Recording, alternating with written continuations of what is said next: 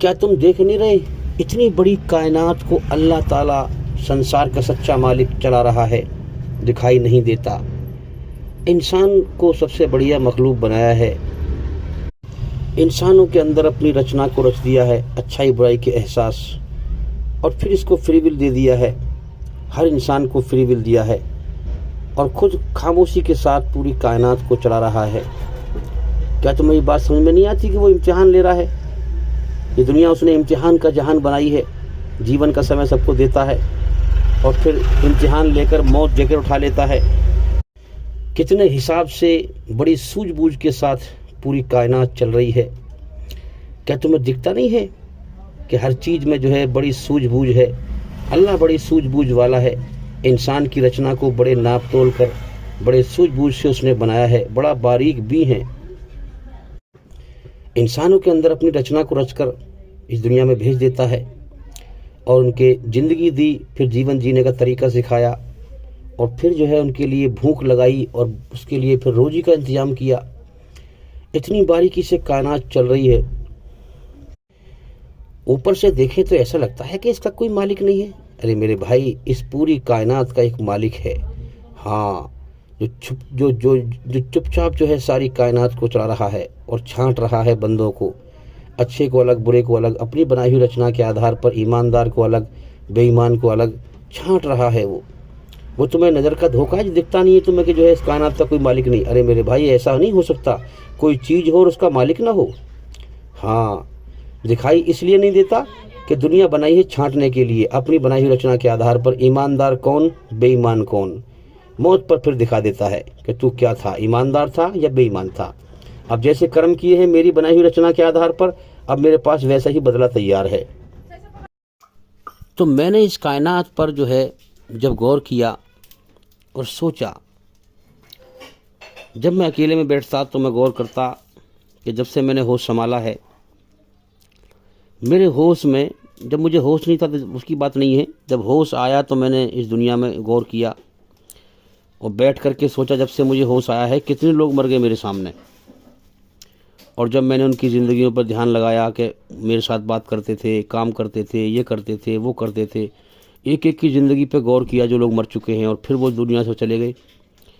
और फिर शुरू से जब से होश संभाला है और एंड तक, अब तक दिमाग को घुमाते हुए कितने मर गए, किसकी ज़िंदगी कैसी थी, गौर कर करके ये समझ लो कि जब मैंने गौर किया हकीकत में, तो ठंड के मौसम में भी पसीने आ गए।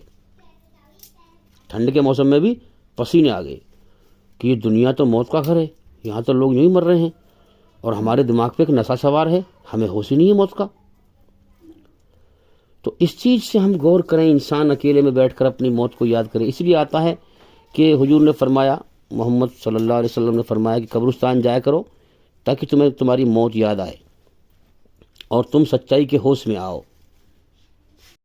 बहुत दिन में जो है कभी अल्लाह के जिक्र में बैठता, कभी जमात में जाता, कभी कुछ करता, कभी कुछ करता, लेकिन मैं सोचता रहता कि ये अल्लाह की सारी बातें सुन रहा हूँ, ज़िंदगी का अगले पल का भरोसा नहीं ख़त्म होने का, लेकिन फिर भी एक नशा क्यों है, ये नशा क्यों नहीं उतर रहा। मैं गौर करता रहता, ये नशा क्यों नहीं उतर रहा। इतने मर रहे हैं, दुनिया मौत का घर है, हम कभी भी मर सकते हैं, अल्लाह की बादशाहत यहाँ छाई हुई है, तो हमारा नशा क्यों नहीं उतर रहा। इतनी अल्लाह की बात सुन रहा हूँ, इतना अल्लाह का जिक्र सुन रहा हूँ, कभी कहीं जा रहा हूँ, कभी कुछ कर रहा हूँ, कभी कुछ कर रहा हूँ। तो इस चीज़ से जो है जब इंसान तलब करता है कि मुझे इससे नशे से बाहर निकलना है, हकीकत के होश में आना है, तो बेशक जो इंसान चाहता है, इरादा करता है, अल्लाह फिर उसे दे देता है। अल्लाह मालिक है, उसका काम है देना। जो इंसान, क्योंकि मैं ईमान की तमन्ना थी मेरी, भाई यही तो ईमान है, इंसान इस दुनिया से जो है अंधेरे से निकल कर रोशनी में आ जाए। इंसान के सर पे जो है नशा इस कदर सवार है कि उसे अपने मरने का होश ही नहीं है, जबकि रात दिन मरते हुए देख रहा है लोगों को। तो अब ये क्या है कि अल्लाह से मांगना कि मुझे होश में ले आ, हैं, तो फिर अल्लाह ताला होश में लाता है, फिर उसको ईमान देता है। और याद रखें, दुनिया की हर चीज़ जिसमें इंसान दुनिया में खेल रहा है, दुनिया की हर चीज़ इंसान के दिल से कनेक्ट है, याद रखें। अब अल्लाह ताला उसमें क्या करता है, अपना पाक नूर दाखिल करता है, अपनी मोहब्बत दाखिल करता है और फिर दुनिया की मोहब्बत को निकाल देता है। तो फिर इंसान जो नशे में है दुनिया में, उससे बाहर निकलकर सच्चाई के होश में आ जाता है। इसकी दो निशानी हैं। अल्लाह ताला उस बंदे को अपनी मोहब्बत देता है और अपनी सही पहचान देता है, अपना दोस्त उसे बना लेता है और अपने दीन का वारिस उसे बना देता है। और फिर वो अल्लाह के पैगाम को, जिस पैगाम के द्वारा वो उस ईमान को हासिल किया है, उसने सच्चाई की रोशनी को पाया है, उसको फिर दुनिया में फैलाता है ताकि अल्लाह के बंदे शैतान के मकरू फरेब से बचें और जहन्नुम से बचें, जन्नत में जाने वाले बन जाएं। तो मैं अल्लाह के दीन की बात सुनता, उसमें मौत का जिक्र सुनता, सारी बातें सुनता, फिर मैं गौर करता रहता कि मैं मौत की बात भी सुनता रहता हूँ, फिर भी मौत का नशा क्यों नहीं उतर रहा मेरे ऊपर से, यानी कि हमेशा जीने का नशा क्यों नहीं उतर रहा, मौत के होश में क्यों नहीं आ रहा मैं। फिर मैंने गौर किया कि भाई हो सकता है मुझे दुनिया में नहीं आ रहा हो। मैंने कहा कोई ख़त्म हो जाए, अगर कोई ख़त्म हो गया हो तो उसके साथ जाऊँ मैं, उसकी मौत के जनाजे को, उसकी अर्थी को बार बार देखूँ, शायद मुझे मौत का होश आए। मैंने कहा मैं कब्रिस्तान उसके साथ जाऊँ, उसकी अर्थी को कंधे पे लेके जाऊँ। तो मैंने फिर ये करना शुरू कर दिया और फिर मैंने लगातार जो है बहुत लोगों को जो है कंधा दिया और मैं कब्रिस्तान तक लेके गया। और वहाँ पर फिर मैंने गौर किया, मैंने किया यहाँ देखूँ कब्र में दफनाते हुए सारी चीज़ देखूँ, मुझे होश क्यों नहीं आ रहा, मुझे होश क्यों नहीं आ रहा। ये हकीकत है, ये सामने वाला मर गया, ये कहानी नहीं है, ये हकीकत है, ये हकीकत है। मैं भी मर सकता हूँ, मुझे भी जाना है दुनिया से छोड़ के हमेशा के लिए, तो मुझे होश क्यों नहीं आ रहा। फिर बार बार जो है कोई ख़त्म हो जाए वहाँ जाना, कब्रिस्तान जाना, उसकी कब्र को देखना, उसे कब्र में दफनाते हुए देखना, मनो मट्टी लाते हुए देखना, सारे काम देखना। मैंने गौर किया कि भाई जितना मैंने गौर किया और जितना मैंने जो है सोचो विचार किया, तो वो बात तो ठीक है, इंसान की आंख देख रही है। हुजूर ने फरमाया कब्रिस्तान जाओ ताकि तुम्हें अपनी मौत याद आए। तो हकीकत में जब इंसान जैसे कर्म करेगा वैसी मंजर सामने आएगा। बात समझ में आ रही है। लेकिन एक नशा बड़ा खतरनाक है। अब वो नशा जो है, मैंने क्या देखा कि जितना मैं कोशिश कर रहा हूँ कि मैं नशे से बाहर निकलूँ, मैं मुर्दे को ले जा रहा हूँ, उसे देख रहा हूँ दफनाते हुए, सब कुछ कर रहा हूँ, मैं देख रहा हूँ कि नशा उतना ही और बढ़ रहा है कब्रिस्तान में, और नशा इंसान का बढ़ जाता है। गौर किया मैंने, कब्रिस्तान में बैठकर लोग दुनिया की बात करते हैं, मैंने खुद अपने ऊपर देखा, और नशा बढ़ जाता है। तो इसका मतलब ये हुआ कि अल्लाह ताला एक अजीम और पाक हस्ती है, और उसकी जो जन्नत है ना, वो नायाब जीवन है, नायाब जीवन है, और सबसे बड़ी बात हमेशा का जीवन है। वो जन्नत ऐसे ही नहीं दे देगा किसी को भी। समझ में आ रही है बात। उस जन्नत को, उस बहिश्त को, उस पाकीज़ा ज़िंदगी को जो हमेशा रहने वाली ज़िंदगी है, हमेशा की, न कमाना न धमाना, मज़े करने, ऐश करना, सल्तनत मिलेगी इंसान को। और मैं क्या दो लफ्ज़ों में उसकी कहानी बयान करूं, जन्नत को क्या बयान करूं मैं दो लफ्ज़ों में। इंसान को जब चीज़ मिलती है तब उसे मज़ा आता है, हासिल होती है तब मज़ा आता है उसे। अब उसके लिए मैं क्या बयान करूं, अल्लाह ने खुद फरमा दिया कि जो मेरे सच्चे बंदे हैं, जिन्होंने मेरी पहचान करी, खोज करी, सच की तहकीक करी, ईमान हासिल कर लिया, समझे, मेरे महबूब बंदे बन गए, करीबी बंदे बन गए, मेरे पसंदीदा बंदे बन गए, तो मैंने उनके लिए आंखों की ठंडक के लिए ऐसी नेमतें छुपा के रखी हैं जन्नत में, जो न किसी आंख ने देखी, न किसी कान ने सुनी, न किसी दिल पे ख्याल आया। यानी सबकी जितने भी कान हैं, आँख हैं, दिल हैं, जितने भी जीव हैं, चाहे वो फरिश्ता हो, चाहे वो जिन्नात हो, चाहे वो इंसान, कोई भी हो, यानी यहाँ सबके कान के बारे में जिक्र हो रहा है। ये नहीं कि खाली जो है मेरे तुम्हारे कान के बारे में जिक्र हो रहा है, न किसी, सबकी आँख के बारे में जिक्र हो रहा है, न किसी आँख ने देखी, न किसी कान ने सुनी, न किसी दिल पे ख्याल आया। तो वो जन्नत अल्लाह ताला ऐसे ही नहीं दे देगा।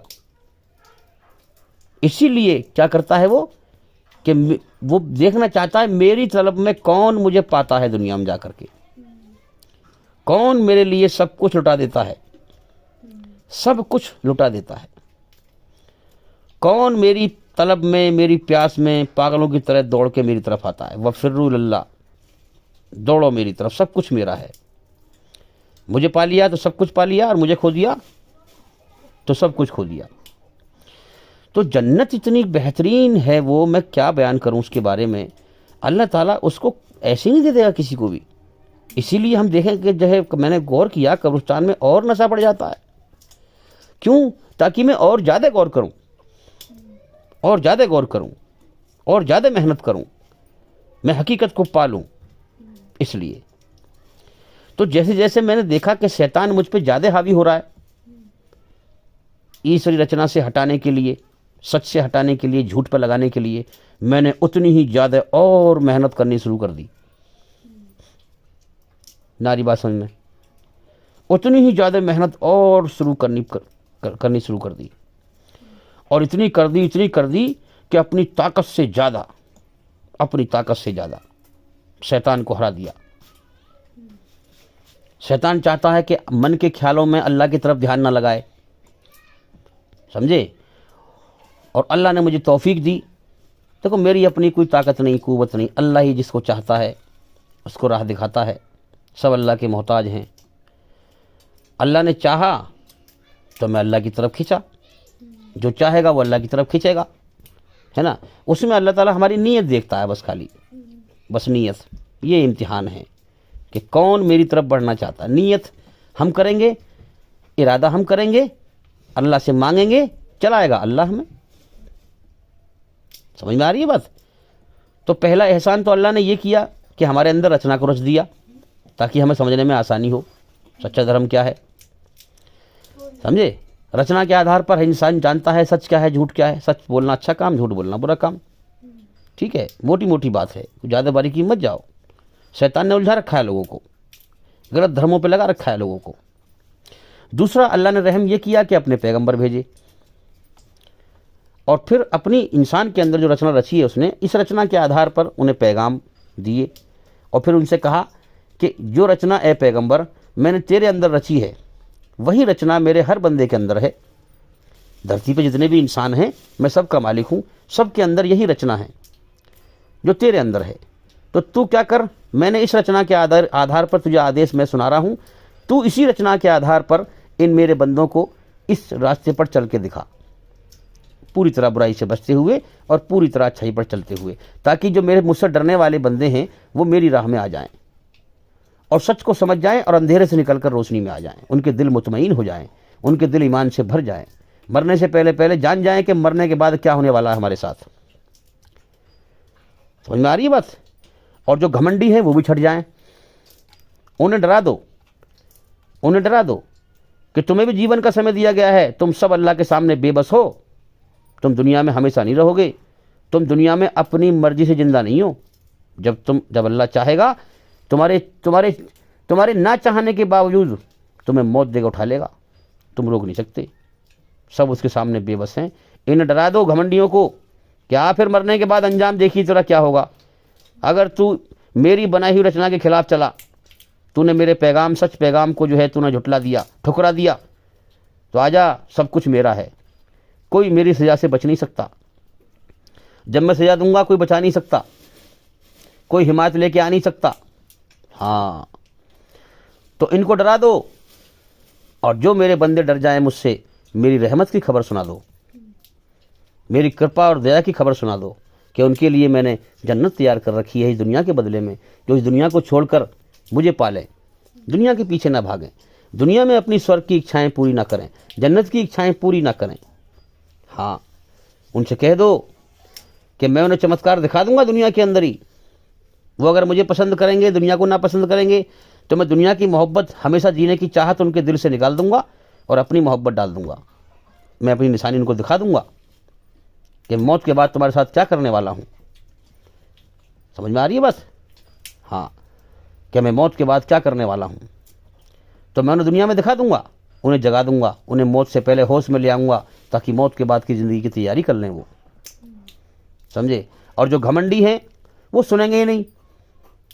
जानते सब हैं इस दुनिया में, देखो अल्लाह का सच्चा रास्ता क्या है, झूठा रास्ता क्या है, सच्चा धर्म क्या है, झूठा धर्म क्या है, सब जानते हैं इस चीज़ को, सब जानते हैं। मगर एक नशा सवार है, एक गफलत है इंसान को। इसी नशे से अल्लाह ने बाहर निकलने का हुक्म दिया है, और यही इम्तिहान है इंसान का। नशे से बाहर निकलने का नाम ईमान है, ईमानदारी है, सच्चाई है। ईमान का मतलब क्या है? ईमानदार, सच्चा इंसान। दो ही रचना है, ईमानदार बन या बेईमान बन। लोग दुनिया में गुमराह हैं, समझ नहीं पा रहे। मैं कहता हूं लोगों को, मुसलमानों समझाओ, तुम्हारे पास सच्चा धर्म है, लोगों को समझाओ, इन्हें शैतान के धोखे से बचाओ। ये हमारी जिम्मेदारी है, जिम्मेदारी है, वरना ये लोग हमारा गिरबान पकड़ लेंगे। तुम मुसलमान थे, तुम्हारे पास आसमान की सच्ची किताब थी, मोहम्मद सल्लल्लाहु अलैहि वसल्लम सच्चे पैगंबर थे, तुमने हम तक तुमने उनका पैगाम क्यों नहीं पहुंचाया था? हैं? तुमने हम तक क्यों नहीं पहुंचाया था? इसलिए अब कोई नबी नहीं आएगा। संसार के सच्चे मालिक अल्लाह ईश्वर ने ये जिम्मेदारी हर मुसलमान को दी है कि तुम मेरा पैगाम दुनिया में फैलाओ, मेरे हर बंदे तक पहुंचाओ, चाहे हिंदू हो, सिख हो, ईसाई हो, जैनी हो, पारसी हो, कोई भी हो, सब अल्लाह के बंदे हैं। उसी अल्लाह के बंदे हैं जिसके सामने हम नमाज पढ़ते हैं, जिसकी ये किताब है कुरान मजीद। हम समझे बैठे हैं कि ये किताब हमारे लिए सिर्फ है। अल्लाह के हक पैगाम से तो हट गए, फिरकों में बट गए और अपनी मनमानी कर रहे हैं, अल्लाह के पैगाम को नहीं फैला रहे। तो फिर क्या होगा इस कौम के साथ? अल्लाह ताला जलील करेगा, सच जलील करेगा, और जलील हो रही है ये कौम। दुनिया बटोरने में लगे हुए, सारा ध्यान, सारी अकल की ताकत, सब कुछ दुनिया पे फोकस है।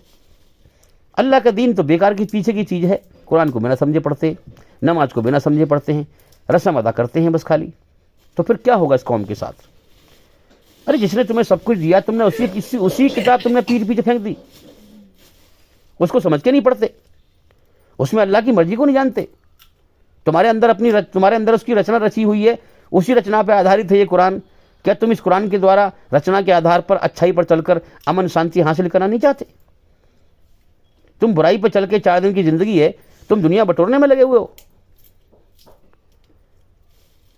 जबकि दुनिया की जिंदगी धोखा है। असल जिंदगी मौत के बाद है। अल्लाह ताला को ऐसे बंदे पसंद हैं जो धरती पर नरम चाल चलें, घमंड से न चलें, अपनी हकीकत पे गौर करें कि मैं गंदे पानी कतरे से पैदा हुआ हूँ, कल परसों को मिट्टी में मिल जाऊँगा जैसे कि मेरे सामने और लोग मिल गए। सच पर गौर करे और बुराई करने से डरे, अल्लाह से अकेले में डरे, अल्लाह के सामने आंसू बहाए और किसी को धरती पर तकलीफ न दे। जब कोई उनसे बदतमीजी करे, कोई आदमी बदतमीज, देखा नहीं आपने, जो इंसान बदतमीज होगा, जाहिल किस्म का होगा, वो बदतमीजी सीधे आदमी से क्यों करेगा? शरीफ आदमी से क्यों करेगा? सज्जन आदमी से क्यों करेगा? क्योंकि ये मुझे जवाब ही नहीं देगा, ये मुझे बोलेगा ही नहीं कुछ, इसलिए मैं इसके सर पर चढ़ जाऊं, 4 लोगों में गर्दन अपनी ऊंची करके दिखाऊं, इसको जलील करूं। खामोखा जलील करता है बेफालतू में। बेचारा शरीफ आदमी की गलती नहीं होती और 4 आदमियों में अपनी गर्दन ऊंची करने के लिए, और न कि मैं अपनी गर्दन ऊंची करूं, अपना घमंड दिखाऊं, खामोखा उसको 4 बात सुना देता है। तो याद रखें, जो लोग अपनी बुराइयों को अच्छा समझते हैं, बुराइयां उनके लिए मनमोहक कर दी गई हैं अल्लाह की तरफ से। वो अपनी बुराइयों को अच्छा समझते हैं ना, कि मैंने बड़ा ऊंचा काम किया, मेरी बड़ी शान है, बड़ा, उससे बड़ा मन खुश होता है उसका। हाँ, उसकी बुराइयां उसे धकेल रही हैं जहन्नुम की तरफ, जहन्नुम की तरफ। कोई इंसान मुझसे बुरा भला कहे, मैं अपनी ज़बान को बंद रखूं, समझे, सब्र करूं, बर्दाश्त करूं, लेकिन याद रखें, ज़बान को हर जगह बंद ना रखें, हिकमत से जवाब दें। अगर कोई बात है वैसी तो हिकमत से, दलील के साथ, प्यार मोहब्बत से, नरमी से जवाब दें, समझे। लेकिन कोई आदमी जो है, मुझे दिख रहा है कि खामखा जो है बहुत शैतान आदमी है, उल्टा चल रहा है, टेढ़ा बोल रहा है, खामखा ही जो है, अभी जो है इस वक्त मैं अगर इससे मुंहजोरी करूंगा तो झगड़ा हो जाएगा, समझे। तो अपनी ज़बान को बंद रखें, क्योंकि अमन शांति को पसंद करें, धरती पे फसाद ना फैलाएं, सब्र करें, अल्लाह सब्र का बदला देगा। इस धरती पर अच्छे बुरे लोग भरे पड़े हैं। एक शख्स मुझसे कहने लगा कि मुल्ला जी तुम कितने सीधे हो, कितने अच्छे हो। मैंने कहा, मन की भाई, मैं सीधा कुदरती एतबार से मैं सीधा नहीं हूँ, जन्मजात से माँ के पेट से, कि और मन की मैं बहुत तेज हूँ, और मैं भी बुराई में मुलव्विस था पहले, लेकिन मैं अब अल्लाह से डर कर सीधा हुआ हूँ। तुम ये मत समझना कि मैं जन्मजात से सीधा हूँ। अल्लाह का डर ऐसी चीज़ है कि टेढ़ी चीज़ को भी सीधा कर दे, लेकिन डर हो हकीकत वाला। इंसान हकीकत में अल्लाह को पहचान ले जब उससे डरता है। सब तरह के लोग इस धरती पे भरे पड़े हैं, अच्छे बुरे। देखो, सबसे बर्तावा करो और अमन शांति को पसंद करो, फसाद ना फैलाओ, झगड़ा ना करो, ये दुनिया झगड़ा करने की जगह नहीं है। हाँ, अल्लाह फरमा रहा है कि मेरे नेक बंदे वो हैं, जब कोई जाहिल आदमी जो है बदतमीजी पे आता है, मेरे नेक बंदे थे शरीफ आदमी से, सज्जन से, वो इसलिए बदतमीजी करता है, ये शरीफ है, ये क्या मुझसे बोलेगा, ये मेरी 4 बात सुन लेगा। तो जब कोई जो है जहालत पे आता है, बदतमीजी पे आता है, तो वो बदतमीजी का जवाब बदतमीजी से नहीं देते, बुराई का जवाब बुराई से नहीं देते, बुराई का जवाब भलाई से देते हैं। वो शैतान की आग को हाँ मेरी अमन शांति से बुझाते हैं। अब एक आदमी जो है मुझे शरीफ समझकर, सज्जन समझकर कहने लगा कि मुझे तेरी शक्ल अच्छी नहीं लगती। अब यहाँ पर अगर कोई और आदमी होता तो क्या कहता उससे, लड़ता उससे, मारता मरता, तेरी शक्ल बड़ी अच्छी है, मेरी शक्ल तुझे अच्छी नहीं लगती, लड़ता मारता मरता। जैसे उसने मुझसे कहा कि मुझे तेरी शक्ल अच्छी नहीं लगती, मैंने कहा कि मन की भाई तो फिर मत देखा करें मेरी शक्ल मत देखा करें आप। उन्होंने कहा तू मेरे सामने मत आया कर, तेरी शक्ल अच्छी नहीं लगती। तो मैंने कहा भाई मैं गलती से आ जाऊँ सामने तो माफ़ कर देना, वरना जानबूझ के नहीं आऊँगा मैं। उसका गुस्सा बुझ गया। तो शैतान दुश्मन है। हमें इंसान से नफरत नहीं करनी, हमें शैतान से नफरत करनी है, बुरे कर्मों से नफरत करनी है। सब आदम अलैहिस्सलाम की औलाद हैं, सबसे मोहब्बत करनी है। हमें शैतान के फंदे से लोगों को बचाना है, इंसान से नफरत नहीं करनी है, बुरे कर्मों से नफरत करनी है, बुराई से नफरत करनी है, शैतान के मकरो फरेब से नफरत करनी है। अब जो ऐसा बंदा हो अल्लाह का कि लोग उसे तकलीफ़ दें, वो सब्र करे, बर्दाश्त करे, गुस्से को पिए, मगर धरती पर फसाद ना फैलाए। कसम खुदा की, ऐसे बंदों का इंतकाम फिर अल्लाह लेता है, क्योंकि अल्लाह से दिल का ताल्लुक़ होता है उनका। जब कोई उन्हें तकलीफ़ देता है, जिस दिल में अल्लाह की मोहब्बत हो और उसे कोई तकलीफ़ दे, उस दिल को दुखाए, और फिर वो बंदा अल्लाह को पुकारे कि तू ही मेरा हिमायती है, तू ही मेरा मददगार है, तू ही मेरा पुष्टपना है, तू ही मेरा हिमायती है, मैं इससे कुछ नहीं कहता, तू जो है तू बेहतरीन बदला लेने वाला है, तू बदला ले। तो मेरे भाइयों, फिर बड़े बड़े जालिमों को अल्लाह तबाह कर देता है ऐसे लोगों की दुआओं से, जिनके दिल में अल्लाह की मोहब्बत होती है, और जो लोग उनके दिल को दुखी करते हैं, फिर अल्लाह उन्हें तबाह कर देता है। तो भाई याद रखें, अल्लाह ताला ने इस कायनात में कोई चीज़ बेकार पैदा नहीं की है। हर चीज़ का पैदा करने का एक मकसद है। अब इंसान के अंदर जो ये रचना है, अच्छाई में सुकून पैदा कर देता है, बुराई से बेचैनी पैदा कर देता है। अपनी अच्छाई में सुकून रखा है, शैतान की बुराई से इंसान के अंदर नफ़रत और बेचैनी रखी है। जन्नत के शौक़ रखे हैं, हमेशा जीने की चाहत भर दी है इसके अंदर कि मैं हमेशा जीऊँ, हमेशा सुख भोगूँ, मुझे दुख ना आए, हमेशा जवान रहूँ, बूढ़ा ना हूँ।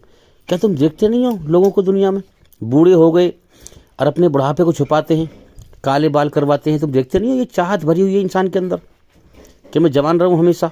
ये जन्नत की चाहते हैं। इस कायनात को हकीकत की निगाह से गौर करें इस पर, और देखें कि हो क्या रहा है।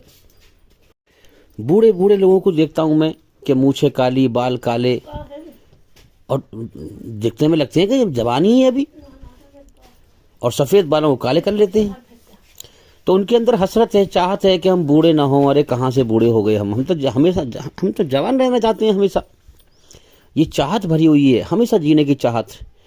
अब देखो ना, ज़िंदगी बड़ी छोटी सी दी है अल्लाह ने, ज़िंदगी बड़ी छोटी सी दी है। हकीकत पे गौर करें तो ज़िंदगी बड़ी छोटी सी है, मगर अगर देखें तो इंसान के अंदर जीने की चाहत लामहदूद भर दी है। ज़िंदगी बड़ी छोटी सी, और ख्वाहिशात, इंसान की इच्छाएं लामहदूद हैं, कभी ख़त्म ना हो। इसलिए इंसान बूढ़ा हो जाता है, मगर उसकी हवस की खोपड़ी कभी नहीं भरती, माल से, दौलत से।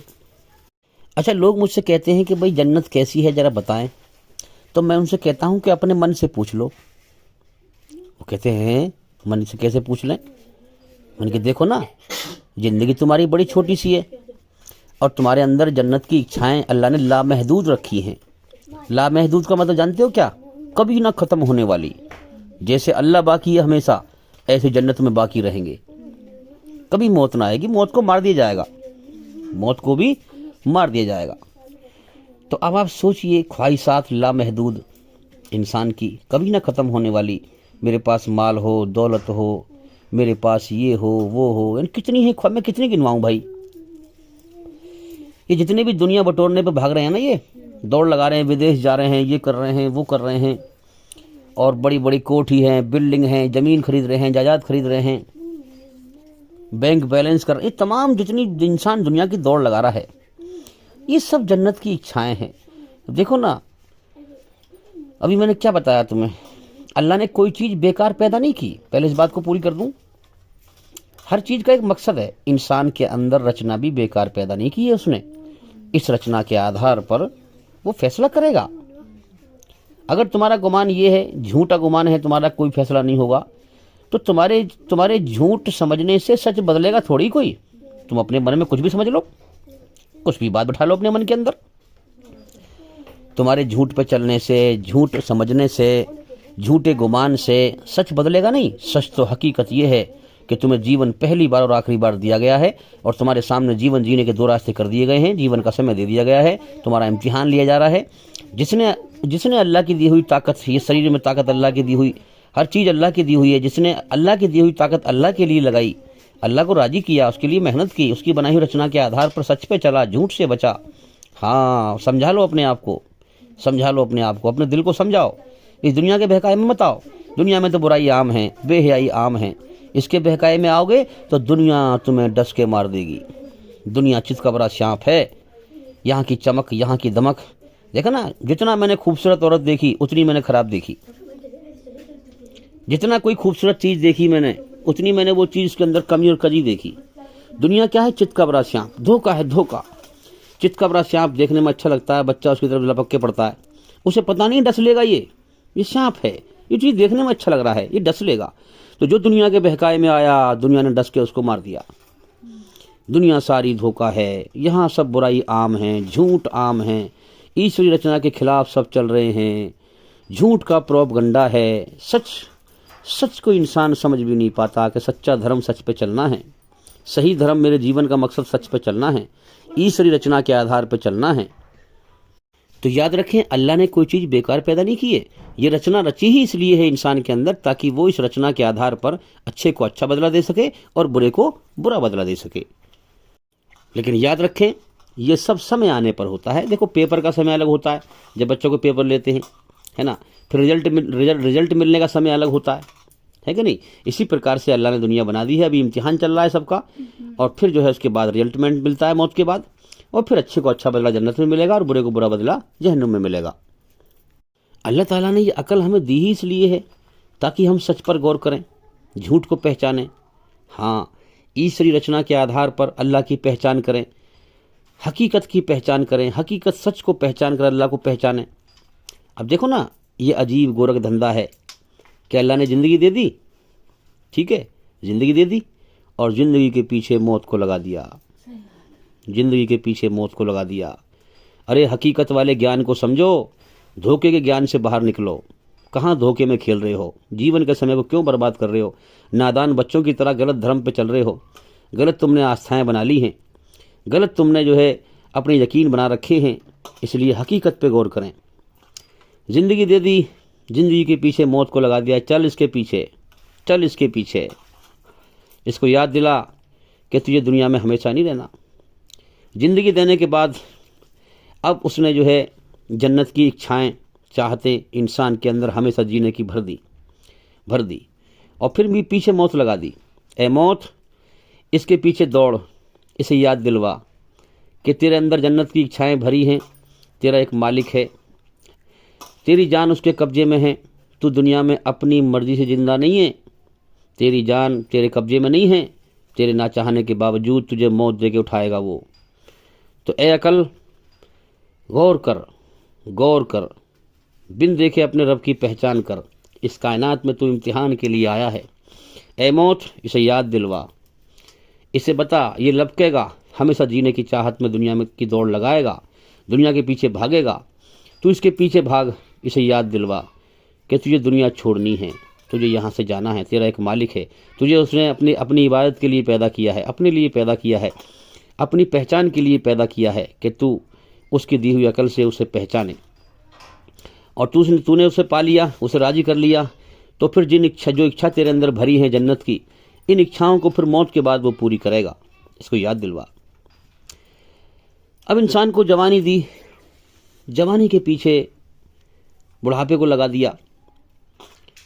ए बुढ़ापे, इसको याद दिलवा, ये हमेशा जीने की चाहत जन्नत की भर रखी है मैंने इसके अंदर। जन्नत में कोई बुढ़ापा नहीं आएगा, हमेशा जवान रहेगा।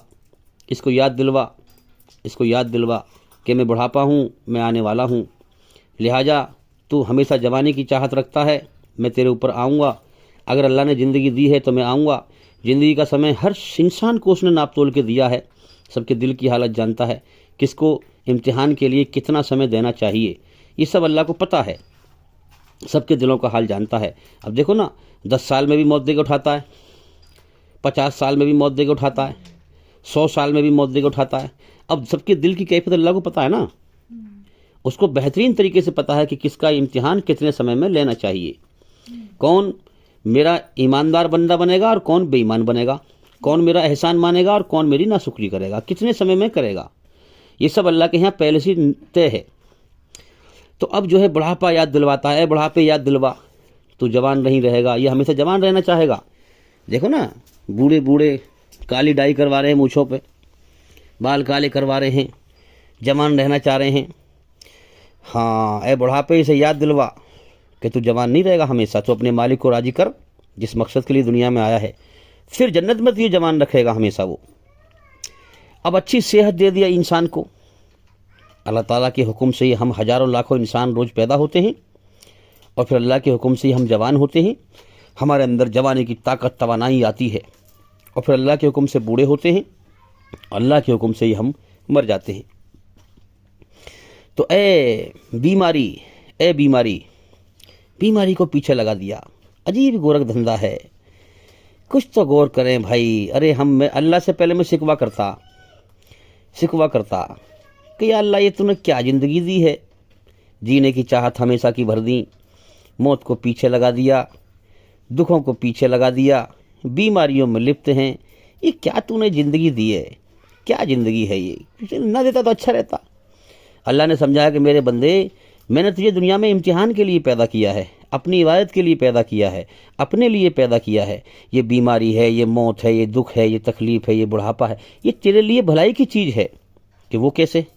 ताकि तुझे याद आए कि दुनिया में तुझे हमेशा नहीं रहना है, ये दुनिया मौत का घर है, दुखों का घर है, यहाँ तेरे लिए कैद खाना है दुनिया, ये इसको पहचान, ये कैद खाना है। फिर जो तेरे अंदर इच्छाएं हैं, जो तू कह रहा है मुझे मौत ना आए, दुख ना आए, तकलीफ़ ना आए, ये मैंने डाली है, जब भी तू कह रहा है इस बात को, ये मैंने तेरे अंदर बनावट में डाली है। जब भी तू इस बात को कह रहा है कि मुझे मौत ना आए, दुख ना आए, तकलीफ, तो मेरे बंदे जब मैंने डाली है तो तू मुझे राज़ी करके आ। फिर मैंने दुनिया भी बना कर रखी है ऐसी, जहाँ मौत नहीं, जिसको तू पसंद करता है, जिसकी तेरे अंदर इच्छा है, उसका नाम जन्नत है, उसका नाम स्वर्ग है। हाँ, तो मुझे राज़ी तो करके आ, फिर तुझे मौत नहीं आएगी, वहाँ तुझे तकलीफ नहीं होगी, बीमारी नहीं होगी, बुढ़ापा नहीं होगा, तुझ पर दुख नहीं, तुझे हर डर और गम से आज़ाद कर दूंगा। डर और गम में ही सारी मुसीबत इंसान की छुपी हुई है। पिछले वक्त का गम लगा हुआ है, काश मेरा पिता ख़त्म ना होता, मेरे वालिद मेरे बाप ख़त्म ना होते, तो आज हमारा कारोबार बड़ा आगे होता।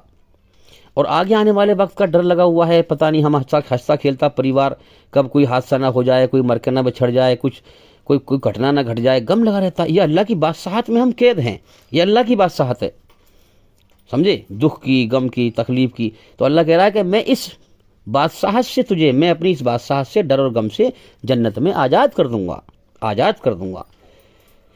यहाँ लोग जो है अंदर से गमगीन हैं, गमों में घिरे हुए हैं, टेंशनों में घिरे हुए हैं, और अगर हंसते हैं तो ऊपर से दिखाने के लिए। कोई मेहमान आ गया, उसको देख के हंस रहे हैं ऊपर से। पहले घर में गमगीन बैठे थे, मेहमान आ गया तो उसको देख के हंसने लगे, तो अंदर से गमगीन है, ऊपर से हंस के दिखा रहे हैं। तो जन्नत में क्या होगा, इंसान अंदर से जो है खुशी और हंसी फूटेगी इंसान की, क्योंकि वहाँ डर और गम से आज़ाद होगा, वहाँ ना कुछ डर होगा ना गम होगा। वहाँ जिधर को अकल उसकी दौड़ेगी उसके लिए कहीं गम ना होगा, कहीं डर ना होगा, कहीं कहीं न मौत का गम होगा, न बुढ़ापे का गम होगा, न दुख का गम होगा, न किसी के मरने का गम होगा, न किसी के साथ छूटने का गम होगा, न किसी का संग टूटने का गम होगा। हाँ, न कोई मुसीबत का गम होगा, न किसी दुख का गम होगा, न किसी परेशानी का गम होगा। कोई चीज़ ऐसी ना होगी जो इंसान को दुखी कर सके। ईमानदारी से बताओ यार, कम से कम तुम्हें अल्लाह ईश्वर ने अकल दी है, कुछ तो कम से कम सच पे गौर करो। इस बात को समझने की कोशिश क्यों नहीं करते कि पूरी इतनी बड़ी कायनात को अल्लाह ताला चला रहा है। तुम्हें जीवन देकर सारी व्यवस्था उसने जीवन जीने की दे रखी है। तुम्हें इतने बड़े सूरज को रोज निकाल देता है तुम्हारे लिए, हवाओं को चलाता है तुम्हारे लिए सांस लेने के लिए, ज़मीन में से रोजी पैदा कर रहा है तुम्हारे लिए। इतना बड़ा सिस्टम उसने चला रखा है भाई, क्या ये बेकार चल रहा है? तुम्हारे अंदर उसने अपनी रचना को रचा है, अच्छाई बुराई की रचना को रचा है, और ये दो ही माहौल तुम्हें मिलते हैं। लाखों इंसान रोज पैदा होते हैं, लाखों मर जाते हैं। तो ये बताओ कि ये कायनात फिर अपनी रचना के हिसाब से क्या वो हिसाब ना करेगा? तुम्हें बदला ना देगा फिर वो अच्छाई बुराई का? क्या ये कायनात बेकार चल रही है क्या? तुम्हारी बुद्धि खराब हो चुकी है, तुम्हारी ये बात अकल में नहीं आती। हाँ, याद रखें, जिसने अपने अंदर बुराई पे चल चल कर अपने अंदर ईश्वरीय रचना को बिगाड़ लिया, सिर्फ ढांचा रह गया है इंसान का। इंसान तो कहला रहा है, इंसान कैसे कहलाता है? इंसानियत से। इंसानियत ही तो ईश्वरीय रचना है। इंसान तो कहला रहा है मगर इंसानियत उसके अंदर मर गई। उसने अपने अंदर अपनी ईश्वर की रचना को बिगाड़ लिया। बजाय अच्छाई पर चलने के बुराई पर चल कर अपनी नीयत को बुराई पर चलने की नीयत बना लिया। अपनी नीयत को ही टेढ़ा कर लिया कि मुझे बुराई पर ही चलना है, सच को मुझे मानना ही नहीं है। तो फिर याद रख, तू जहन्नुम में फिर हमेशा के लिए जलेगा। तू अगर ईश्वरी रचना के खिलाफ चलेगा तो अल्लाह का भी सही फैसला है। तो जो लोग बेईमान हो गए, रचना के खिलाफ चल रहे हैं, उनके बारे में कुरान कहता है कि वो सच को बेचारे समझ ही नहीं सकते। कुरान कहता है कि बेशुमार ऐसे लोग हैं धरती पर जो कुरान को समझ ही नहीं सकते। उन्होंने अपनी नीयत को टेढ़े इस कदर कर लिया है कि जो आखिरी वेदों में कहा गया है, जो आखिरी पैगंबर आएगा, आखिरी अंतिम संदेष्टा आएगा, उसके विचार, उसके भावना, उसकी सोच, उसके संस्कार इतने पवित्र, इतने शुद्ध होंगे कि बेईमान उसको समझ भी नहीं पाएंगे। जिनके अंदर अल्लाह का डर नहीं, खौफ नहीं, गौर नहीं करते कायनात में, और दुनिया के धोखे के पीछे लपकते हैं, शैतान के बुरे ख्यालों के पीछे लपकते हैं, बेईमान हो चुके हैं, उन्हें अच्छी बात कहाँ समझ में आ जाएगी? वो तो सोए हुए हैं जीवन के मकसद से। हाँ, जब मौत आएगी तो मौत जगा देगी। और जिस दुनिया में कुत्ते की तरह भाग रहे हैं वो दुनिया ख़त्म हो जाएगी, और फिर आगे जहन्नुम की आग का अंजाम तैयार होगा। जब अपनी आँख से देखेगा तो फिर जागेगा, और फिर जागने से कोई फ़ायदा ना होगा। हमेशा की तबाही मुकद्दर बन चुकी होगी, हमेशा की बर्बादी मुकद्दर बन चुकी होगी। तो याद रखना, सच समझ में आएगा उसके जो समझना चाहेगा, जो अल्लाह से डरेगा, सच को समझना चाहेगा, जीवन के मकसद को जानना चाहेगा। हाँ, गौर करेगा कि मुझे जाना है दुनिया से, अरे मुझसे कुछ गलती हो रही है, मैं किस लिए दुनिया में आया था, मुझसे कुछ गलती हो रही है, कुछ तो गड़बड़ हो रही है, मुझे जानना चाहिए, मुझे गौर करना चाहिए। तारों का जाल बिछा हुआ हो और इंसान कमरे में लाइट ना आए, सारे तार चेक करता है, फिर चेक करके लगाता है, फिर लाइट नहीं आती है, फिर लगाता है, फिर लाइट नहीं आती है, तो कहता है यार कहीं तो गड़बड़ हो रही है, हमसे बारीक है ना, कहीं ना कहीं तो जो है फॉल्ट है, कहीं ना कहीं से तो जो है कोई गड़बड़ हो रही है, जब भी लाइट नहीं जल पा रही। तो इंसान सोचे कि मैं होश में क्यों नहीं आ रहा, अरे इतने लोग मर रहे हैं मेरे सामने, अरे मुझे भी मरना है, मुझे ये कि क्या हो रहा है, मेरे ऊपर नशा सवार है, मुझे मौत का होश क्यों नहीं आता, कहीं तो गड़बड़ हो रही है, सच्चे धर्म को मैं समझ नहीं पा रहा हूँ, मैं गौर करूँ, मैं सच की खोज करूँ, सच की तहकीक करूँ, ईश्वरी रचना के आधार पर मैं जो है सच की खोज करूँ, अपने मालिक को पुकारूँ, उससे मांगूँ। इंसान कुछ तो गौर करे कि कहीं ना कहीं तो गड़बड़ हो रही है, अरे जीवन का समय मैंने बर्बाद कर दिया, ये क्या हो रहा है मेरे साथ। मानते हैं कि शैतान ने भटका रखा है, गलत धर्म पर लगा रखा है, गलत आस्था पर लगा रखा है, गलत ज्ञान पे लगा रखा है, लेकिन इंसान को एहसास तो अल्लाह ताला अंदर से कराता है कि कुछ ना कुछ तो गड़बड़ हो रही है भाई, जो मुझे सच्चाई, मुझे ईमान हासिल नहीं हो रहा, मुझे जो है मुझे समझ में नहीं आ रही बात। अब एक बात और बताऊं मैं आपको, इस ज़िंदगी के बेस पर अल्लाह ने हमेशा की कामयाबी और नाकामी का फैसला क्यों रखा है भाई? दोबारा मौका क्यों नहीं देगा फिर वो? क्या वजह है? अल्लाह ने हमें बनाया है, वो क्रिएटर है हमारा, बनाने वाला, प्लस हमसे ज़्यादा हमारे बारे में क्या अच्छा है क्या बुरा है अल्लाह ही को पता है, क्योंकि वो बनाने वाला है हमारा। अब दूसरी बात, उसने हमारे अंदर अपनी रचना को रचा है, इसीलिए कहता है कि मेरे बंदे सब कुछ मेरा है, ज़मीन और आसमान में जो कुछ है सब कुछ मेरा है, तू भी मेरा है, लिहाजा तू मनमानी ना कर। तेरा मैंने इम्तिहान लिया है कि तू मनमानी करता है या मेरी मर्जी पे आता है। मेरी मर्जी पे आएगा क्योंकि मैंने तुझे बनाया है, तेरी रचना को बनाया है, तेरी रचना के आधार पर इस कुरान में मैंने कानून भेजा है। तू मेरे कहने पर चलेगा तो तू बड़े फ़ायदे में रहेगा, बड़े फ़ायदे में। तू शैतान की बुराई से, दुनिया के फरेब से बच जाएगा अगर तू मेरी मर्जी पे आ जाएगा। और तू नहीं आएगा, घमंड दिखाएगा, तो फिर तू नरक की आग में डाला जाएगा, तो नुकसान में जाएगा, तो उल्टा सीधा चलेगा, फिर सही राह पे नहीं चल पाएगा। अब देखें ना कितना बड़ा करम है उस मालिक का, सब कुछ उसी का है, इंसान को सब कुछ उसी ने दिया, फिर जीवन जीने का तरीका दिया है ना, और फिर तरीके सिखाने का जो है तरीका भेजा पैगंबर के द्वारा, है ना, सब कुछ दे करके फिर अपनी मर्जी पे बुला रहा है। अब इंसान के अंदर घमंड का मादा भी रखा है, झुकने का मादा भी रखा है।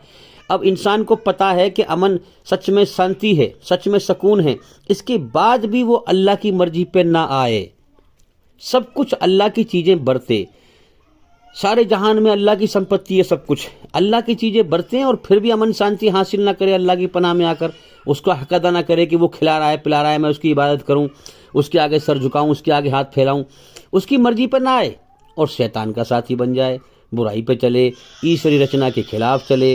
तो मेरे भाइयों, ईमानदारी से बताओ, अगर ईश्वर उसे हमेशा के लिए नरक में डालेगा तो कौन सा बुरा कर देगा भाई? अच्छा, मुझे ईमानदारी से ये बताओ, अगर आप सच्चे हो, क्या अल्लाह ईश्वर ने पैदा करके हमें गलत काम किया है? बताओ। चलो, पैदा करके हमारे अंदर जो है जीने की जो है चाहतें भर दी, हमारी ज़रूरतें लगा दी हमारे साथ, फिर ज़रूरतों को पूरी भी कर रहा है, भूख की ज़रूरत लगाई, फिर उसके लिए रोजी पैदा कर दी, रोटी का इंतजाम कर दिया। क्या ये गलत किया उसने हमारे साथ? और फिर अपनी अच्छाई में हमारे अंदर सुकून भर दिया है, शांति भर दी है, हैं? और फिर इसके बाद भी अच्छाई में सुकून शांति होने के बाद भी हम शैतान की बुराई को एक्सेप्ट करें, अल्लाह की रचना के खिलाफ चलें, बुराई पर चलें, तो कि ये बात अच्छी है हमारी? हम जालिम हैं, हम अपनी ही जान पे जुल्म कर रहे हैं। ईश्वर पवित्र है, वो पाक है, उससे बड़ा कोई नहीं है, उससे बड़ा ताकतवर कोई नहीं है। वो हमें सज़ा देगा, फिर सज़ा देगा, फिर उसका सज़ा देना जायज़ है, गलत नहीं है। ईमानदारी से बताओ, क्या उस मालिक ने हमारे अंदर शैतान की बुराई से नफरत नहीं रखी है? क्या बेचैनी नहीं रखी है? क्या बुरा काम करने पर हमें बेचैन नहीं करता अंदर से वो? हैं? बताओ ईमानदारी से। बेचैन करना ये दलील है कि मेरे बंदे इस पे ना चल, तेरे लिए बर्बादी है इस रास्ते में, और तू बदबख्त फिर भी उस रास्ते को अपना ले अमन शांति को छोड़कर, तो तूने नरक ही कमा ली। तूने बेचैनी तो ही, छोटी जो नरक है वो तो ही कमा रहा है बुराई पे चल के, बेचैन हो रहा है बुराई करके, परेशान हो रहा है बुराई करके, और आगे फिर बड़ा कैद खाना मौत के बाद तैयार है नरक का, बुराई पर चलने वाले के लिए, रचना के खिलाफ चलने वाले के लिए। अब लोग झूठ और बुराई और रचना के खिलाफ, झूठ और बुराई किसी और चीज़ को समझते हैं। भाई झूठ बुराई के जो भी रंग हैं वो झूठ बुराई है, मगर ये भी तो झूठ और बुराई है सबसे बड़ा कि इंसान अपनी आंखों से दूसरे को मरता हुआ देखे और अपनी मौत पे गौर ना करे, फिर भी दुनिया में हमेशा जीने की चाहत में दुनिया बटोरता रहे। ये कितना बड़ा झूठ पे चलना हो गया। तो समझ में आई बात कि इंसान अपनी आंख से दूसरे को मरते हुए देख रहा है, उसको जो है दफना के आ रहा है, सारे काम कर रहा है, और फिर भी जो है अपनी मौत पे गौर नहीं कर रहा और दुनिया बटोरने में लगा हुआ। ये कितना बड़ा झूठ पे चलना हो गया भाई। हैं, लोग समझते हैं कि झूठ बोलना, वैसे झूठ बोल लिया वही झूठ बोलना। अरे मेरे भाई भी ये बहुत बड़ा झूठ तो ये है, बहुत बड़ा झूठ और बुराई पे चलना तो ये हो गया। इसी के बारे में कुरान में कहा कि हमने सच्चाई, सच का इनकार करना हो गया। ये सच क्या है कि इस जिंदगी का अगले पल का भरोसा नहीं, अगले सांस की जमानत नहीं है, सच ये है। और फिर भी इंसान दुनिया में ऐसे जिए जैसे उसे कभी मौत ना आएगी, सच पे गौर ना करे। तो इसी कुरान में क्या कहा गया सूरह बकरा में कि हमने सच्चाई का इनकार करने वालों के लिए नरक की आग तैयार कर रखी है, जहन्नुम की आग तैयार कर रखी है। जो हमारी बनाई हुई रचना के खिलाफ चल के मरे, झूठ पे चल के मरे, बेईमानी पे चल के मरे। तो याद रखें, झूठ का काम है सच से भटकाना, बुराई का काम है अच्छाई से भटकाना, झूठ का काम है सच से भटकाना, और सच का काम है इंसान को इस दुनिया में बेचैन कर देना। दूसरे की मौत को देखकर इंसान खुद बेचैन हो जाए, अरे कि जब ये चला गया दुनिया से तो मुझे भी जाना है, तो लिहाजा आज इसका नंबर है, कल मेरा नंबर है। तो इंसान गौर करे, इंसान के अंदर बेचैनी पैदा हो, तलबेली पैदा हो, और गौर करे मुझे किसने पैदा किया है, क्यों पैदा किया है, मुझसे चाहता क्या है, अल्लाह की तरफ ध्यान लगाए, दुनिया से ध्यान को हटाए। तो ये सच पे चलना हो गया, अल्लाह की खोज करे, फिर अल्लाह ताला उसे फिर ईमान से नवाजेगा, फिर उसको ईमान की दौलत देगा। ईमान से मुराद में क्या कहना चाह रहा हूँ समझ रहे हो कि नहीं? ईमान से मुराद ईमानदारी, सच्चाई। उसे फिर सच्चाई का रास्ता दिखाएगा, सच्चाई पर उसे चलाएगा, ईमान का उसे नूर देगा, फिर प्रकाश देगा। ये सारा संसार अल्लाह ईश्वर का रचा हुआ है, तो तुम अपने अंदर ईश्वरी रचना को बेकार समझते हो। ये रचना उसने रची ही इसलिए है ताकि तुम्हें इस रचना के आधार पर अच्छाई बुराई का बदला दे। क्या तुम्हारी अकल में ये बात नहीं आती? तुम इस जीवन के समय को ये गुमान लेके बर्बाद कर रहे हो कि मौत के बाद कुछ नहीं है। जीवन के समय को बर्बाद कर रहे हो? नहीं, जो भी कर्म कर रहे हो उसका बदला तुम्हें मिलेगा। देखो ना, किसी इंसान की फैक्ट्री हो, कोई चीज़ वो देख ले तो वो क्या कहता है, तो मेरी फैक्ट्री का सामान है, मुझे पहचान है, मेरी फैक्ट्री का ये नियम है, ये कानून है। इसी तरह से मेरे भाइयों, ये पूरी कायनात भी एक अल्लाह की फैक्ट्री है। यहाँ पर हर चीज़ की रचना उसी ने रची है, हर चीज़ उसी की है। तो ये इतनी बड़ी रचना तुम्हारे अंदर रची है, अच्छाई बुराई के एहसास, क्या तुम इसे बेकार समझते हो? नहीं, इस रचना के आधार पर अल्लाह ताला तुम्हें बदला देगा अच्छाई बुराई का। ये सब पूरी कायनात उसी की फैक्ट्री है, उसने कोई चीज़ बेकार पैदा नहीं की है। इसी तरह से अल्लाह ताला नहीं कहेगा इस बात को कि तूने मेरी दुनिया की फैक्ट्री को बेकार समझा, तूने अपने अंदर मेरी रची हुई रचना को बेकार समझा। तेरा क्या गुमान था कि मैं तेरा हिसाब नहीं लूँगा? मैंने तेरे अंदर अपनी रचना को बेकार रचा था? तूने मेरी बनावट को और मेरी कुदरत को और मेरी कारीगरी को तूने बेकार समझा? मेरे भाइयों, अल्लाह को गुस्सा नहीं आता क्या? इसलिए हम गौर करें कि हम कर क्या रहे हैं। ईमानदारी से बताओ, किसी फैक्ट्री वाले या आपकी कोई चीज़ है, आपने बनाई है कोई कीमती, और कोई इंसान इसको बेफजूल कहने लगे ये तो बेकार है, तुम्हें कितना गुस्सा आएगा कि मैंने इतनी मेहनत से बनाई है और ये आदमी कह रहा है बेकार है। तुम उससे लड़ जाओगे, है कि नहीं? अब तुम ये गुमान लेकर ज़िंदगी जियो कि मौत के बाद कुछ नहीं है, ये जो रचना हमारे अंदर रची है अल्लाह ने अच्छाई बुराई की, ये सब बेकार चीज़ है। यानी अल्लाह की बनाई हुई चीज़ को तुम बेकार समझ रहे हो। ईमानदारी से बताओ, अल्लाह को गुस्सा नहीं आएगा? फिर कितना गुस्सा आएगा कि मैंने इसके अंदर रचना रची, जीवन जीने का तरीका सिखाया, इसको खिलाया पिलाया, और ये समझता रहा कि मौत के बाद कुछ नहीं है। मेरी कारीगरी को बेकार समझता रहा, मेरा इनकार करता रहा। तो आ फिर मरने के बाद मैं तुझे दिखाऊंगा